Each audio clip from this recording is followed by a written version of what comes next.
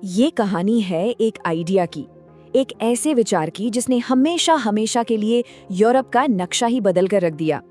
ये कहानी है कि कैसे राष्ट्र की एक भावना ने बड़े बड़े साम्राज्यों को तोड़ दिया और नए नए देशों को जन्म दिया। तो चलिए इस दिलचस्प सफर की शुरुआत करते हैं। चलिए इस कमाल की तस्वीर से शुरुआत करते हैं। ये सिर्फ एक पेंटिंग नहीं है, ये एक सपना है। एक सपना जिसे 1848 में एक फ्रांसीसी कलाकार फ्रेडरिक सोरियू ने देखा था। जरा सोचिए, दुनिया भर के लोग सब एक साथ आजादी की देवी की मूर्ति के सामने से गुजर रहे हैं। ये एक ऐसी दुनिया की कल्पना थी जो भले ही अलग अलग राष्ट्रों में बटी हो, लेकिन आजादी और भाईचारे के एक साझा सपने से जुड़ी हुई थी। तो सवाल ये उठता है कि ये सपना हकीकत कैसे बना? आखिर एक आइडिया ने पूरे महाद्वीप में क्रांति की आग कैसे लगा दी, और राष्ट्र के इस विचार ने यूरोप के नक्शे को और वहां के लोगों की सोच को किस तरह से बदल दिया? आज हम इन्हीं बड़े सवालों के जवाब ढूंढेंगे। इस पूरे बदलाव के दिल में था राष्ट्र राज्य का आइडिया, और ये कोई छोटा मोटा बदलाव नहीं था। इससे पहले लोगों की पहचान उनके राजा या उनके इलाके के शासक से होती थी, लेकिन अब लोग खुद को एक बड़े समूह, एक राष्ट्र का हिस्सा मानने लगे थे। एक ऐसा राष्ट्र जिसकी अपनी एक साझा पहचान, एक साझा इतिहास और एक साझा संस्कृति थी। फ्रांसीसी दार्शनिक अर्नेस्ट रेनन ने इस बात को बहुत ही खूबसूरती से समझाया था। उनके हिसाब से एक राष्ट्र सिर्फ जमीन का एक टुकड़ा नहीं है, ये एक आत्मा है जो हमारे पूर्वजों के बलिदानों और भविष्य के लिए हमारे साझे सपनों से बनती है। ये वो एहसास है जो लोगों को एक दूसरे से जोड़कर रखता है। तो ये इतना शक्तिशाली विचार एक राजनीतिक हकीकत में कैसे बदला? कहानी शुरू होती है एक चिंगारी से, एक क्रांति की चिंगारी से।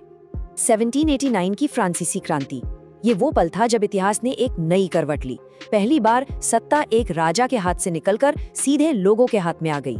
ला पात्री यानी पितृभूमि, ले सिटोयन यानी नागरिक, ये सिर्फ शब्द नहीं थे, ये एक बिल्कुल नई सामूहिक पहचान बना रहे थे। अब बात किसी राजा की प्रजा होने की नहीं थी, बल्कि एक राष्ट्र का हिस्सा होने की थी।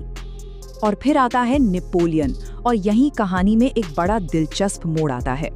एक तरफ उसने फ्रांस में लोकतंत्र को खत्म कर दिया, लेकिन दूसरी तरफ जैसे जैसे उसकी सेनाएं पूरे यूरोप में आगे बढ़ीं, उसने अनजाने में ही क्रांति के विचारों के बीज बो दिए। उसके बनाए एक जैसे कानून और एडमिनिस्ट्रेटिव सुधारों ने अलग अलग इलाकों को जोड़ा, लेकिन उसी के शासन ने राष्ट्रवाद की उस आग को भी भड़काया जो आखिर में उसी को जलाकर राख कर देने वाली थी। इसके बाद जो हुआ वो था क्रांतियों का एक तूफान। एक ऐसा दौर जब राष्ट्रवाद के नए विचारों और साम्राज्यों की पुरानी व्यवस्था के बीच एक जबरदस्त टकराव हुआ।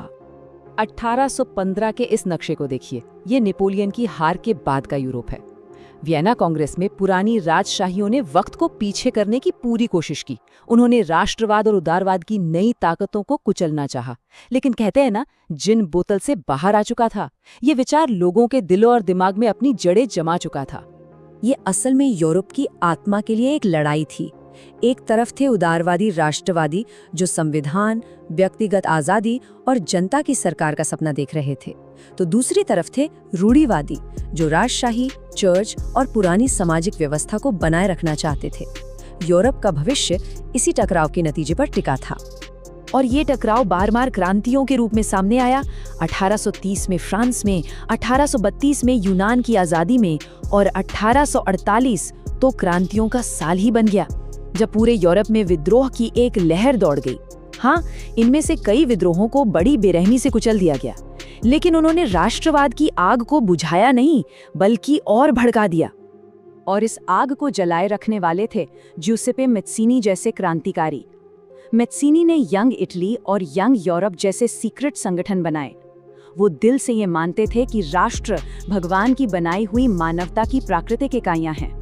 उनके लिए इटली को छोटे छोटे राज्यों का टुकड़ा नहीं, बल्कि एक मुत्तहिद गणराज्य बनना ही था।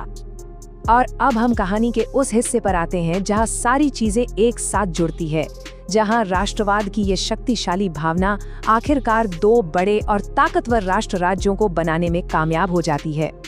इटली का एकीकरण 3 खास किरदारों की कहानी है। पहले मैज़ीनी, जिसने इसका सपना देखा। दूसरे क्यावूर, वो चतुर राजनेता जिसने कूटनीति से रास्ता बनाया। और तीसरे गैरिबाल्डी, वो बहादुर जनरल जिसकी सेना ने इस सपने को हकीकत में बदल दिया। और ये काम बिल्कुल भी आसान नहीं था। जरा इस नक्शे को देखिए।